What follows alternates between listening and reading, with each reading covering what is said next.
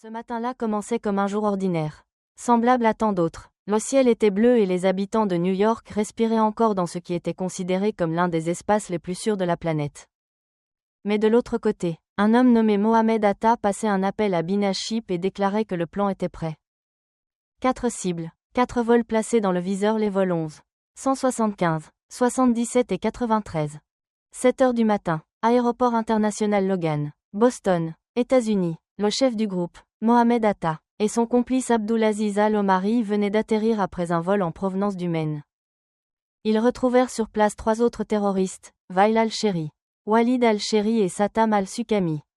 Les 5 hommes franchirent sans difficulté les contrôles de sécurité et montèrent à bord en se faisant passer pour de simples passagers, portant le nombre total de passagers à 81 personnes. Il s'agissait du vol American Airlines numéro 11. Assuré quotidiennement entre Boston et l'aéroport international de Los Angeles, en Californie. L'appareil était un Boeing 767-200, exploité par 11 membres d'équipage. Le commandant de bord était John Ogonowski, 50 ans. Le copilote, Thomas McGuinness, 42 ans, était un ancien pilote de chasse de la marine américaine. À 7h59, depuis la piste 4R, le gros porteur à réaction entama son décollage. À 8h13 et 29 secondes, alors qu'il survolait le centre du Massachusetts à 26 000 pieds. L'équipage reçut des instructions du contrôle aérien de Boston. Plus de 10 secondes plus tard, la tour demanda au vol 11 de monter à son altitude de croisière de 35 000 pieds. Aucune réponse ne fut reçue. Quelque chose n'allait pas. À 8h13, depuis le siège 8D en classe affaires, Mohamed Atta fit un signe à ses complices. Ils maîtrisèrent 3 personnes, blessèrent grièvement 2 hôtesses de l'air et assassinèrent un passager, Daniel Lewin. Sous la menace, ils forcèrent les hôtesses à ouvrir la porte du cockpit et s'y engouffrèrent. L'attaque surprise permit à Atta et Al-Omari de neutraliser le commandant et le copilote, prenant ainsi le contrôle de l'avion. Dans la cabine, les 3 autres terroristes repoussèrent tous les passagers vers l'arrière et les menacèrent avec ce qu'ils présentèrent comme une bombe. À 8h16, 2 minutes après le détournement, l'avion se stabilisa à 29 000 pieds, puis quitta rapidement sa trajectoire prévue. Des sons ressemblant à des cris commencèrent à être captés par les lignes du centre de contrôle de Boston. Les contrôleurs pressentaient une situation grave concernant le vol 11. À 8h21, le transpondeur mode C fut désactivé. À 8h23, plusieurs messages furent envoyés. Bonjour, l'ATC tente de vous contacter. Fréquence 135.32. Veuillez contacter Boston dès que possible. La communication radio était perdue. À l'arrière de la cabine, les hôtesses Amy Sweeney et Betty ONG tentèrent de joindre American Airlines. Je m'appelle Betty ONG, hôtesse du vol 11. Je pense que nous sommes attaqués. Des agents de bord ou des passagers ont été blessés. Nous ne pouvons pas entrer dans le cockpit. La porte est fermée. À 8h24 et 38 secondes, Atta tenta de s'adresser aux passagers. Mais par erreur, son message fut transmis au contrôle aérien de Boston. Personne ne doit bouger. Nous retournons à l'aéroport. Restez calme et tout ira bien. À 8h26, l'avion accéléra et prit une trajectoire plein sud. À 8h33 et 59 secondes, un second message fut diffusé. Nous retournons à l'aéroport. Ne tentez aucune action stupide. À 8h37, le contrôle aérien contacta le vol 175, qui suivait la même route vers la Californie avec 56 passagers et 9 membres d'équipage. Volant à 33 000 pieds. Vol 175. Voyez-vous le vol 11 ? Oui, il est à 29 000 pieds. Merci, virez de 30 degrés à droite pour l'éviter. Vers 8h43, les pilotes du vol 175 signalèrent avoir entendu des sons étranges provenant du vol 11. Mais l'appel fut brusquement interrompu. Les terroristes déjà infiltrés à bord du vol 175 prirent alors d'assaut le cockpit. Le chef du groupe, Marwan al-Shei, pilote entraîné, prit les commandes. À cet instant, 2 avions étaient sous contrôle terroriste. Revenons au vol 11. Atta entama la phase finale vers Manhattan, volant plein sud en direction du World Trade Center. À 8h46, l'hôtesse Amy Sweeney fut saisie d'effroi en constatant que l'avion volait à très basse altitude, à une vitesse d'environ 710 km/h. Quelques secondes plus tard, le Boeing s'écrasa violemment contre la tour nord du World Trade Center, entre les 93e et 99e étages. Des centaines de personnes périrent instantanément, incluant tous les occupants de l'avion et de nombreuses personnes sur son passage. Près de 38 000 litres de carburant explosèrent immédiatement, déclenchant un incendie d'une violence extrême. Près de 1000 survivants se retrouvèrent piégés dans la tour. Des centaines de personnes coincées au 91e et 92e étage se jetèrent dans le vide. Incapables de supporter la chaleur et la fumée. La nouvelle se répandit rapidement sur toutes les chaînes de télévision nationales. Certains journalistes évoquèrent d'abord un petit avion à réaction à 2 moteurs. Sans réaliser l'ampleur du trou béant laissé dans la tour. Ces informations erronées furent transmises au président George W. Bush alors qu'il visitait une école primaire en Floride.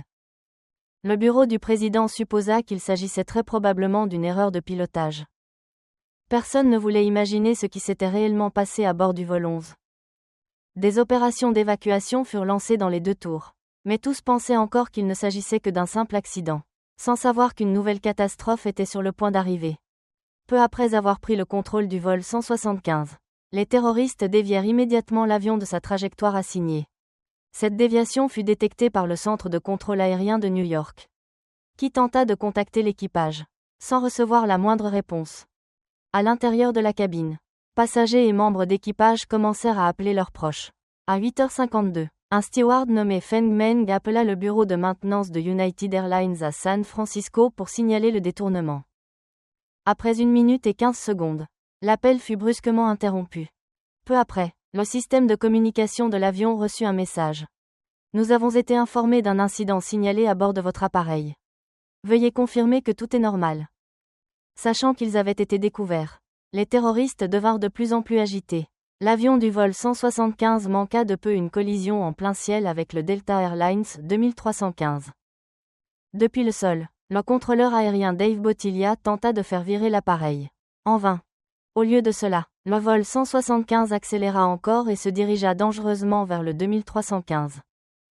Dans les dernières secondes, le 2315 effectua une manœuvre d'évitement et échappa de justesse à la catastrophe.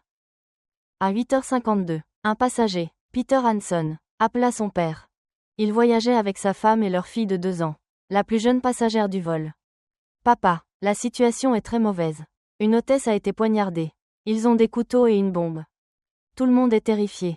L'avion tremble violemment. Je crois qu'on descend. Ils vont percuter un bâtiment. Papa, ne t'inquiète pas. Si cela arrive, ce sera très rapide. À 8h58, le vol 175 survola le New Jersey à 28 500 pieds. En direction de New York. En l'espace de 5 minutes, l'avion accéléra tandis que son altitude diminuait rapidement. À 9h03, à 800 km/h, le Boeing 767 s'écrasa violemment contre la tour sud du World Trade Center. Entre les 77e et 85e étages. Une gigantesque boule de feu éclata. Les fumées noires obscurcirent le ciel de Manhattan. Les 2 avions de ligne qui avaient percuté les tours jumelles provoquèrent l'effondrement ultérieur des 7 bâtiments du complexe du World Trade Center. L'Amérique entière était sous le choc. Le président George W. Bush s'adressa alors à la nation depuis le Pentagone. Nous vivons une tragédie nationale. Les 2 avions de ligne détournés et volontairement projetés contre le World Trade Center constituent clairement une attaque contre les États-Unis. Après ces 2 détournements, American Airlines ordonna l'arrêt complet de ses opérations dans tout le pays. Les centres de contrôle aérien d'Indianapolis et les coordinateurs de la compagnie tentèrent en vain de joindre le vol 77. Parti à 8h20 avec 68 passagers et 6 membres d'équipage. Reliant l'aéroport international de Dulles, Virginie, à Los Angeles.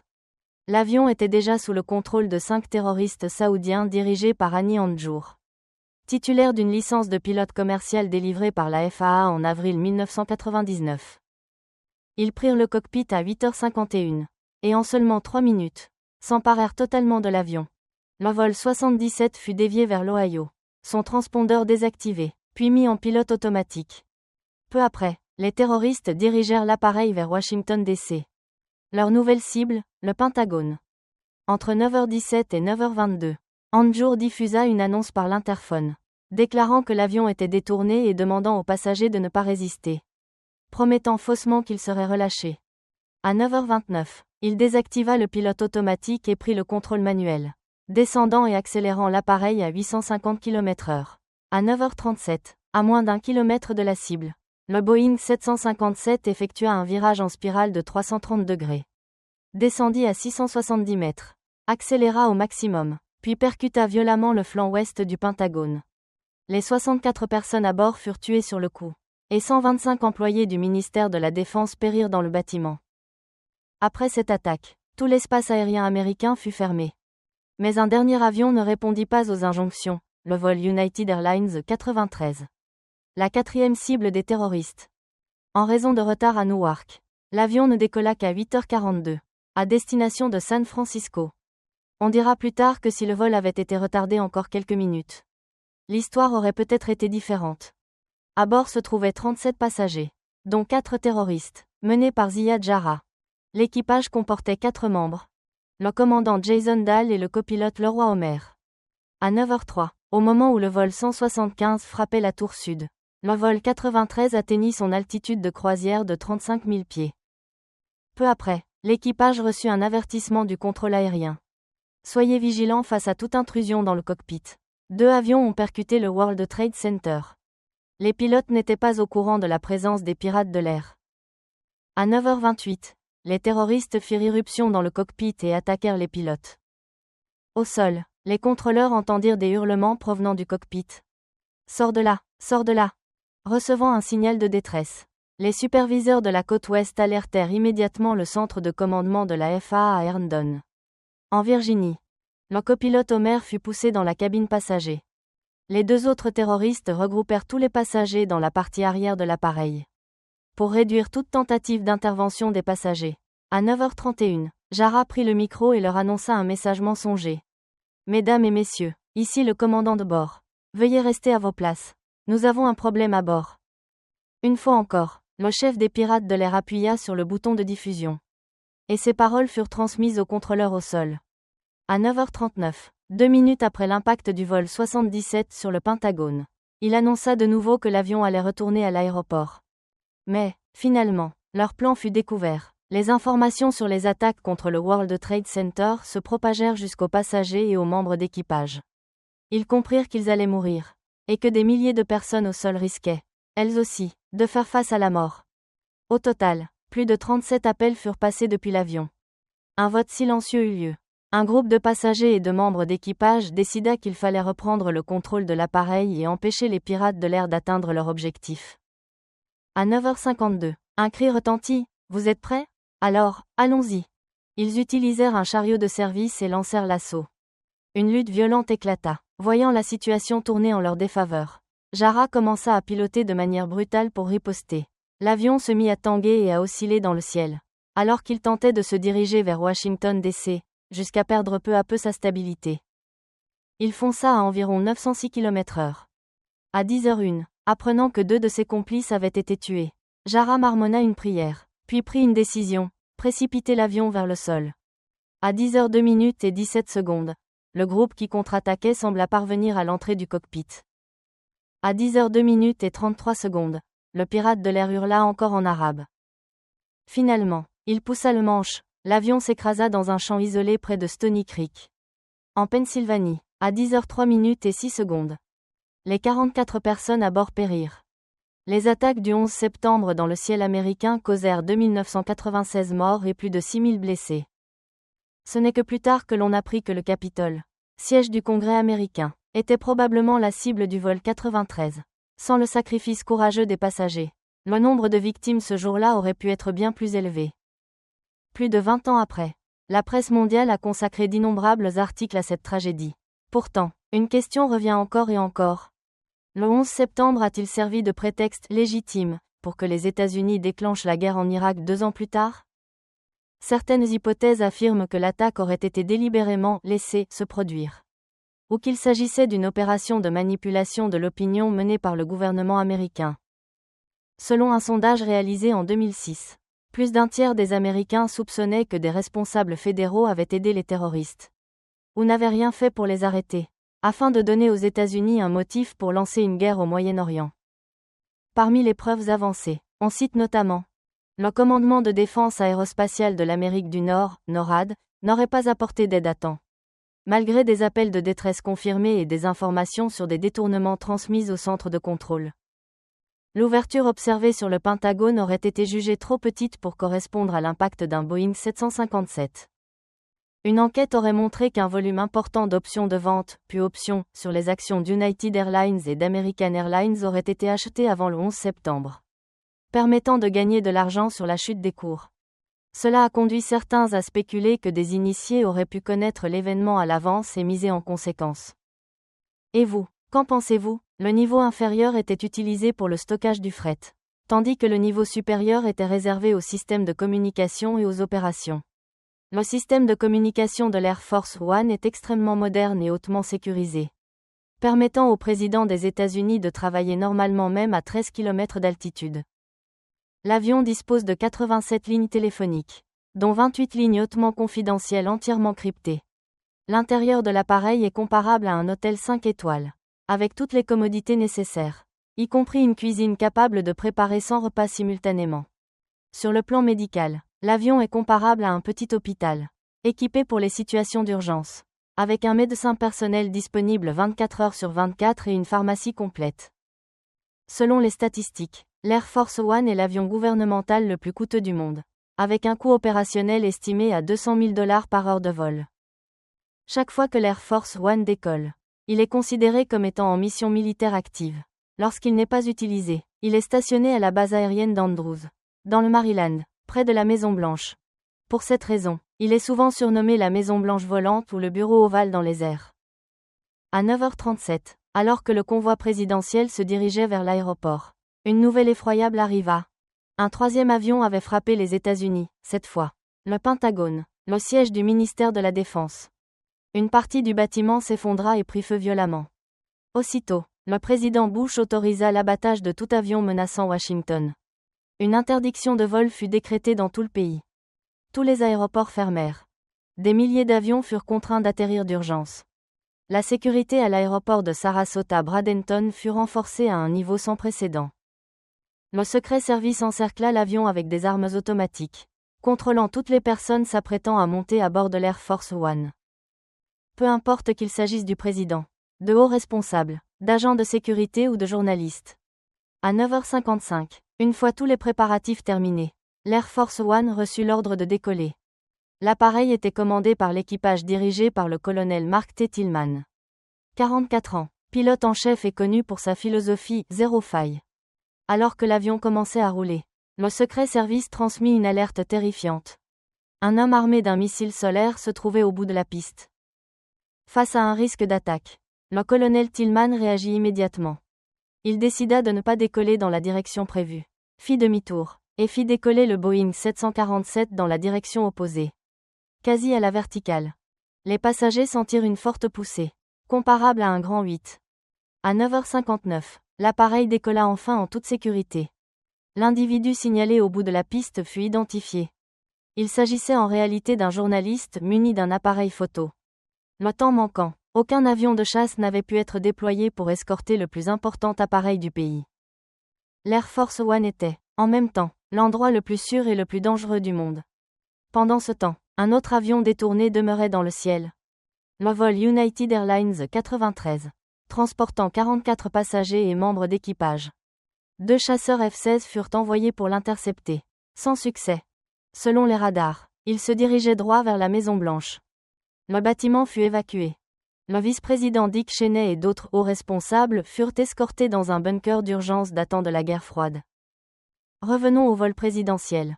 Initialement, l'Air Force One devait rejoindre sa base, Andrews AFB, près de Washington DC. Mais le plan fut modifié. Alors que l'appareil volait à 30 000 pieds, le contrôle aérien signala qu'un aéronef non identifié suivait l'Air Force One. Par mesure de sécurité, le colonel Tillman détourna immédiatement l'avion vers l'ouest, au-dessus du golfe du Mexique. Une zone protégée par plusieurs bases militaires.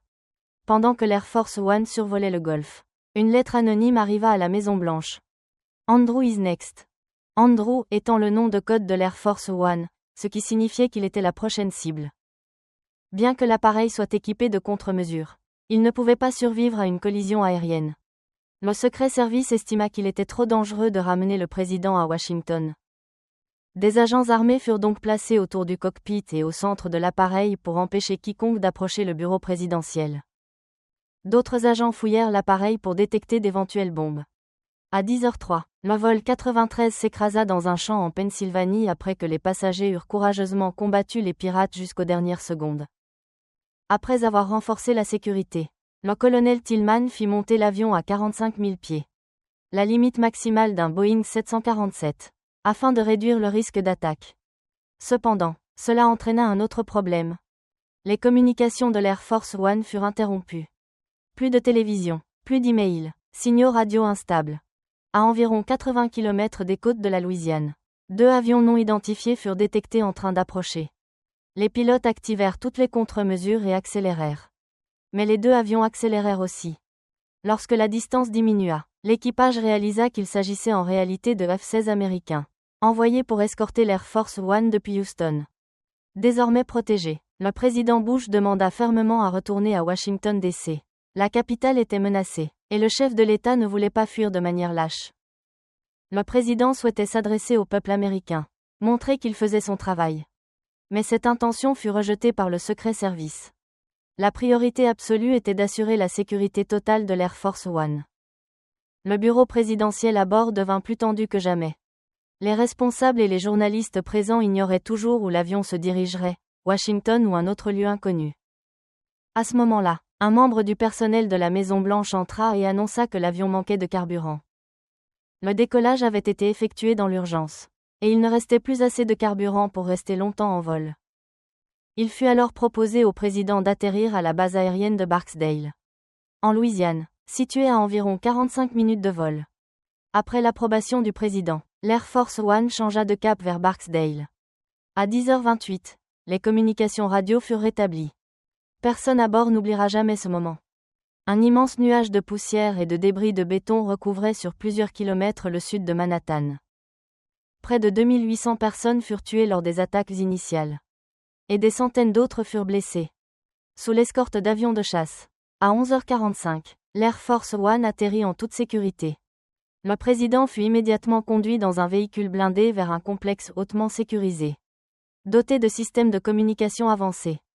La moitié des journalistes et du personnel de la Maison-Blanche dut quitter l'avion. Afin de pouvoir rester en vol pendant 14 heures supplémentaires, l'équipage demanda le ravitaillement de 68 000 litres de carburant, prélevés sur des réservoirs de réserve destinés aux bombardiers. À 13h38, les réservoirs furent pleins, et l'Air Force One redécolla en direction de Washington D.C. 3 F-16 décollèrent pour assurer l'escorte.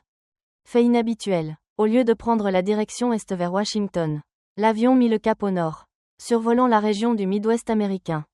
À 13h44, le Pentagone déploya 5 navires de guerre, dont 2 destroyers, le long de la côte est afin de renforcer la défense aérienne de New York et de Washington. Après environ 45 minutes de vol, l'Air Force One commença à descendre, sans en informer les passagers, à l'exception des personnels essentiels. Il se dirigeait vers un site secret, la base aérienne d'Offutt, dans le Nebraska. Offutt est une base stratégique, siège du commandement stratégique des États-Unis, chargé de la supervision des forces nucléaires nationales. Les États-Unis étaient passés en état d'alerte maximale. Toute nouvelle attaque aurait pu plonger le monde dans un nuage nucléaire sans précédent. Atterrir avec des réservoirs pleins représentait un risque énorme. La moindre erreur aurait pu provoquer une explosion. Le commandant fit descendre l'appareil à 70 pieds d'altitude et effectua un virage complet à 360 degrés afin de brûler une partie du carburant avant l'atterrissage. À 14h50, 4 avions atterrirent successivement sur la base. Le président George W. Bush, l'amiral Richard Myers et le chef de cabinet de la Maison-Blanche Andy Card tinrent une réunion par visioconférence. Des communications classifiées de la CIA désignèrent Al-Qaïda, organisation terroriste islamiste dirigée par Oussama Ben Laden, comme principal responsable. Les chaînes d'information, notamment CNN, diffusaient en continu. Le « brouillard de la guerre » régnait partout, tandis que les informations affluaient vers la FAA et l'armée. Ceux qui avaient infligé cette douleur à l'Amérique, ainsi que ceux qui les avaient soutenus, devraient en payer le prix. À 16h36, l'Air Force One fut programmée pour retourner à la base aérienne d'Andrews, près de Washington D.C. Une escorte massive fut mobilisée. En plus de 3 F-16, 4 F-15 depuis Langley et 4 F-16 depuis Andrews furent déployés pour protéger l'avion présidentiel. L'Air Force One vola à une vitesse proche de 1100 km/h, suivi par 11 avions de combat. Pendant ce temps, les renseignements continuaient d'affluer vers la CIA. Selon des informations fournies par un allié européen, Al-Qaïda préparait une seconde vague d'attaques. Le président Bush entra dans une colère froide et déclara qu'il ne laisserait pas une organisation terroriste humilier l'Amérique. Il devait retourner dans la capitale pour s'adresser officiellement à la nation depuis le bureau ovale. À 17h15, des sandwichs et des frites furent servis à bord de l'Air Force One. Bien que la population eût été évacuée, les séquelles de l'attaque demeuraient visibles. Le long du fleuve Potomac, les responsables de la Maison-Blanche pouvaient encore voir les stigmates laissés sur le Pentagone. À mesure que l'avion approchait de sa destination, les mesures de défense se renforçaient. Les chasseurs escortaient étroitement l'Air Force One, prêts à intervenir à tout moment. Le commandant fit passer l'appareil au-dessus du Capitole, du centre-ville, puis du mémorial de Washington, avant d'approcher la Maison-Blanche. L'avion adopta une trajectoire basse et sinueuse afin d'éviter toute menace de missiles solaires. À 18h40, l'Air Force One entama sa phase finale d'approche, escorté par un F-15 et un F-16. À 18h55, il atterrit avec succès. Le président Bush fut transféré à bord de l'hélicoptère Marine One et ramené à la Maison-Blanche. Depuis le bureau ovale, il s'adressa à la nation et, avec le Conseil de sécurité nationale, lança le plan visant à éliminer Oussama Ben Laden, ouvrant ainsi la guerre mondiale contre le terrorisme, l'une des plus longues et coûteuses de l'histoire américaine. Oussama Ben Laden, né le 10 mars 1957 en Arabie Saoudite, grandit dans l'opulence d'une famille extrêmement riche. Son père, Mohamed Ben Awad Ben Laden, était un magnat du bâtiment et le fondateur du célèbre groupe Ben Laden. Oussama étudia à l'université King Abdulaziz à Jeddah, où il obtint un diplôme d'ingénieur civil. Mais au lieu de poursuivre une carrière technique, sa vie bascula à la fin des années 1970 lorsqu'il rejoignit les mouvements combattant l'Union soviétique en Afghanistan. Cette expérience forgea son idéologie extrémiste. Il en vint à croire que seul le renversement des gouvernements qu'il considérait comme ennemis de l'islam, et l'élimination totale de l'influence occidentale, permettrait d'atteindre ses objectifs. La guerre d'Afghanistan renforça sa conviction que la violence était un moyen légitime pour atteindre des buts politiques et religieux. Puis, en 1988, Oussama Ben Laden fonda Al-Qaïda, une organisation qui devint rapidement un centre névralgique des activités terroristes à l'échelle mondiale. Animé d'une vision extrémiste, Ben Laden se fixa pour objectif de s'opposer à l'influence occidentale et de renverser les gouvernements du Moyen-Orient.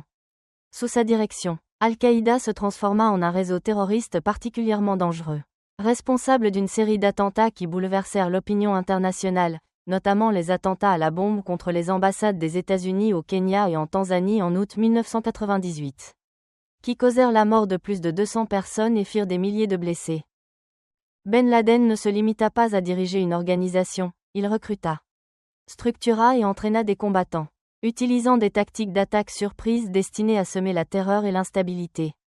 Après les attentats de 1998, les États-Unis exercèrent une forte pression sur le régime taliban en Afghanistan afin qu'il livre Ben Laden. Les talibans refusèrent, jetant ainsi les bases d'un affrontement brutal dans les années suivantes. Pourtant, ce sont les attaques du 11 septembre 2001 qui marquèrent réellement l'apogée de la violence d'Al-Qaïda. 19 terroristes prirent le contrôle de 4 avions de ligne, les transformant en armes de destruction. 2 appareils percutèrent les tours jumelles du World Trade Center à New York, créant une scène infernale au cœur de la ville. Un 3e avion frappa le Pentagone, près de Washington. Le dernier s'écrasa dans un champ de Pennsylvanie, après que des passagers courageux eurent tenté d'empêcher les terroristes d'aller au bout de leur plan. L'attaque fit près de 3000 morts et laissa une onde de choc planétaire. En l'espace d'une demi-journée, le directeur de la CIA informa le président George W. Bush et les hauts responsables que Ben Laden et Al-Qaïda étaient identifiés comme les principaux suspects. Cette conclusion ne fit pas qu'attiser la colère, elle ouvrit la voie à une guerre mondiale contre le terrorisme qui allait durer des décennies. Selon des témoignages recueillis plus tard auprès de proches de Ben Laden capturés, le chef d'Al-Qaïda se trouvait dans un camp d'entraînement près de la région de Khost, en Afghanistan, pour superviser directement l'opération du 11 septembre. Le lendemain, il se rendit à Kandahar, dans le sud de l'Afghanistan, tandis que des membres de sa famille étaient déplacés vers le Pakistan. Face à une indignation grandissante et à la volonté de représailles, les États-Unis ne ciblèrent pas seulement Al-Qaïda, mais aussi les talibans qui avaient protégé et toléré Ben Laden. Le 7 octobre 2001, Washington lança officiellement une opération militaire en Afghanistan, l'opération Enduring Freedom. Grâce à une puissance de feu écrasante. En quelques semaines, les forces américaines repoussèrent les talibans hors de Kaboul.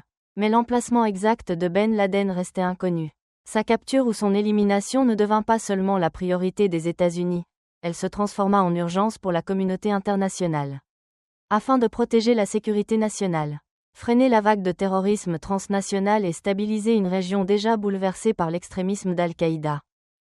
Sous l'impulsion des États-Unis, de nombreux pays coordonnèrent rapidement leurs efforts et mobilisèrent leurs ressources. Les opérations prirent une ampleur sans précédent, intensification du renseignement, déploiement d'unités spéciales d'élite, traque systématique du moindre indice. La coopération internationale mit en place un dispositif de recherche multicouche, prêt à affronter un défi immense pour faire émerger Ben Laden au grand jour. Le processus d'enquête et de recherche, une chasse mondiale, se poursuivit.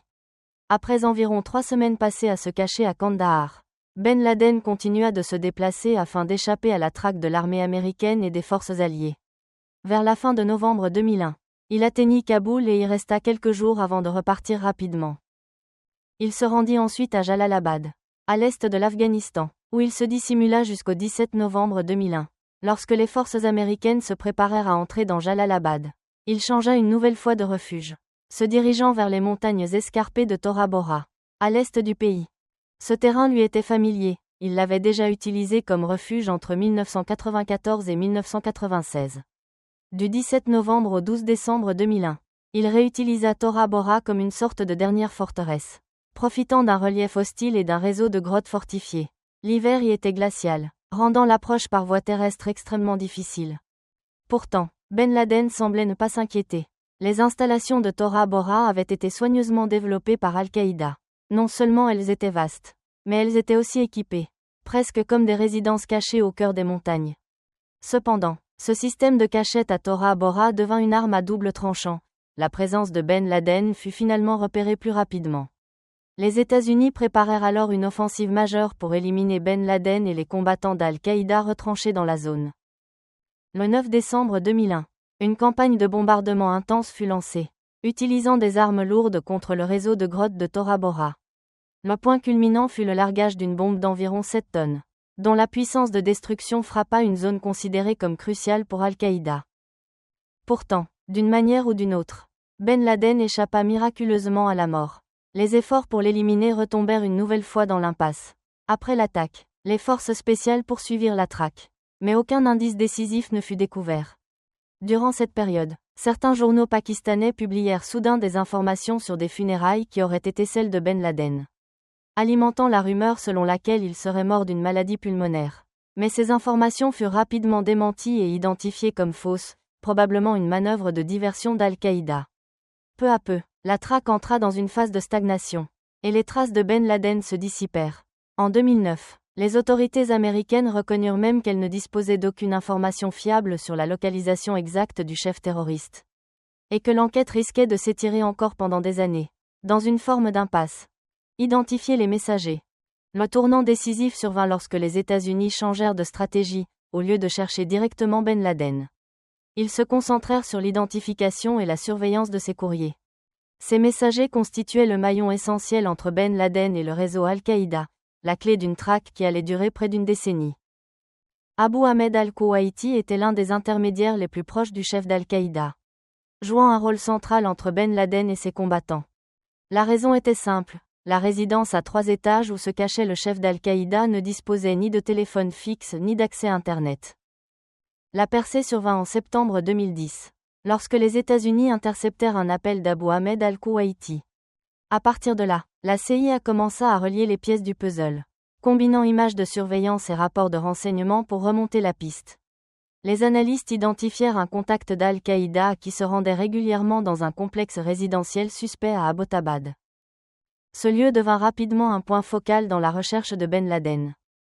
Selon des responsables américains, chaque fois qu'Abu Ahmed al-Kuwaiti, ou d'autres membres du cercle rapproché, utilisaient un téléphone, il devait conduire plus d'une heure et demie hors de la zone. Insérer la batterie, passer l'appel, puis retirer immédiatement la batterie afin d'éviter la localisation. Et c'est précisément ce protocole complexe qui permit aux États-Unis de remonter jusqu'à eux. En suivant ce messager, les agents finirent par identifier une villa à Abbottabad. Un détail retint particulièrement l'attention, un homme s'y promenait fréquemment dans la cour, mais ne quittait jamais l'enceinte du domaine. Ce comportement étrange alimenta de fortes suspicions et plaça l'endroit sous surveillance intensive. Durant les mois suivants, la CIA mobilisa tous ses moyens, surveillance continue, collecte de renseignements, coopération avec des sources locales. Peu à peu, les éléments se recoupèrent et renforcèrent l'hypothèse que Ben Laden et sa famille se cachaient dans ce complexe. Le refuge se trouvait en périphérie d'Abbottabad, au nord-ouest du Pakistan, à environ 100 km d'Islamabad. Construit dans une zone relativement dégagée, le domaine était isolé, entouré de résidences appartenant à des familles aisées ou à des officiers à la retraite. Fait remarquable, il n'était qu'à quelques kilomètres de l'Académie militaire du Pakistan, l'une des institutions les plus prestigieuses du pays, rendant l'emplacement d'autant plus audacieux et improbable. L'ensemble du complexe couvrait environ 3000 mètres carrés, pour une valeur estimée à plusieurs millions de dollars, et avait été conçu comme une forteresse. Il était entouré d'un mur d'environ 4,5 mètres de haut, surmonté de barbelés, avec plusieurs caméras de surveillance. À l'intérieur, les bâtiments étaient disposés pour optimiser la défense, avec 2 entrées contrôlées et un dispositif de sécurité strict. Au centre se dressait un grand bâtiment de 3 étages, avec très peu de fenêtres, et protégé en plus par un mur intérieur de plus de 2 mètres.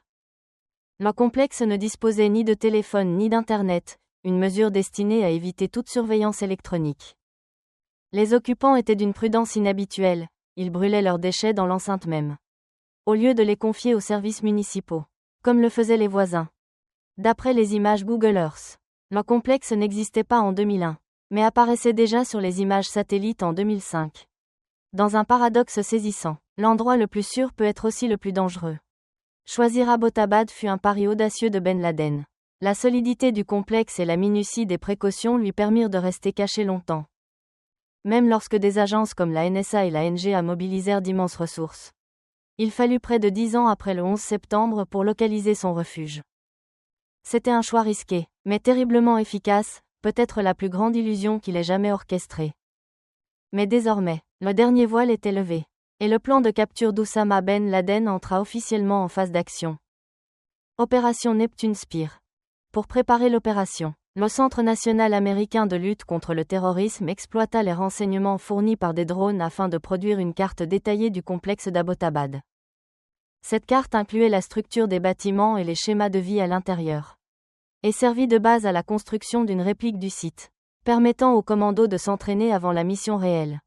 Le plan fut arrêté, le raid contre la résidence de Ben Laden reçut le nom de Neptune Spear, en référence au trident figurant sur l'emblème des forces spéciales de la marine américaine. La traque entra dans sa phase décisive en septembre 2010, lorsque les services de renseignement confirmèrent la piste d'Abbottabad. Le président en exercice, Barack Obama, convoqua une première réunion avec ses conseillers en sécurité le 14 mars 2011 pour discuter des options. Au cours des 6 semaines suivantes, il tint 4 réunions supplémentaires afin d'examiner plusieurs scénarios: bombardement par des B-2 Spirit, frappe par drone, ou raid avec l'appui du Pakistan. Mais ces options furent écartées en raison des risques pour les civils, des limites opérationnelles et du danger de fuite d'informations. Finalement, l'option d'un raid mené par les forces spéciales navales fut retenue, malgré une préparation longue et un entraînement extrêmement détaillé. À partir du 22 mars 2011, l'unité de guerre spéciale de la marine, souvent désignée sous le nom de SEALs, commença l'entraînement. Le secret fut total, au début. Les hommes ne connaissaient pas la cible exacte. Les exercices se déroulèrent sur des sites américains, et une maquette du complexe fut également construite sur la base de Bagram, en Afghanistan. Tout au long d'avril, des entraînements minutieux furent conduits avec la participation de 24 commandos, afin de maîtriser tous les scénarios possibles. Le 24 septembre, le président Barack Obama donna l'ordre final de lancer l'opération. Mais le plan fut repoussé d'une journée à cause du mauvais temps. Pour garantir l'effet de surprise, l'opération fut gardée strictement secrète et le gouvernement pakistanais ne fut pas informé à l'avance. Ce raid marqua un tournant majeur, annonçant la fin d'une traque qui durait depuis près de 10 ans après le 11 septembre. Le 12 mai 2011, après des mois de préparation et de surveillance étroite, l'opération visant à neutraliser Oussama Ben Laden fut officiellement déclenchée. Grâce aux renseignements et aux images satellites, Les États-Unis estimèrent la taille et le teint d'un homme apparaissant régulièrement dans la résidence de 3 étages à Abbottabad. Même sans image faciale nette, ces données furent jugées suffisantes pour conclure que la cible était Ben Laden. Avec une météo favorable, une lune claire et une température d'environ 32 degrés Celsius, l'opération fut validée par le président Obama et placée sous la direction du directeur de la CIA.